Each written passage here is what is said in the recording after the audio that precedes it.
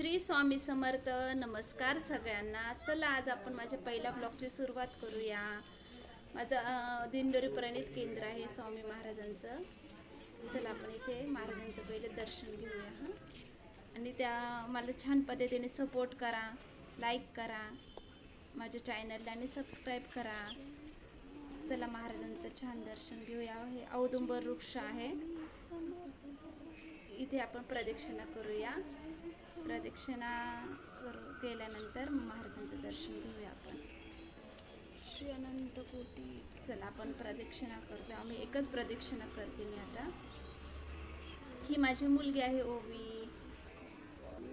चला हे बघा महाराजांचं किती सुंदर आणि छान मोठा सेम आपलं दिंडोरी प्रणित केंद्र आहे त्याच पद्धतीने इथलं पण मठ आहे स्वामींचं. केंद्रच म्हणत आहे. श्री स्वामी समर्थ. बघा महाराजांची मूर्ती आता मी तुम्हाला दाखवण्याचा प्रयत्न करत आहे, पण आता ती कशी तुम्हाला दिसते का, कारण जरा तिथे लाईट आहे ना. हॅलो, आपण आलो आहे आता घरी.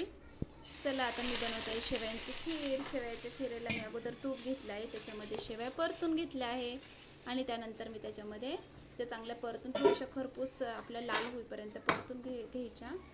आणि मग त्यानंतर दूध टाकलं आहे. दूध टाकल्यानंतर त्याच्यात थोडीशी आता आपण साखर टाकूया आणि चांगली एक उकळी येईपर्यंत शेवया आपण शिजून घेऊया. चला बघा झाली आता शेवयांची आपली खीर तयार. किती सोपी आणि खूप आवडते. खूप आवडते.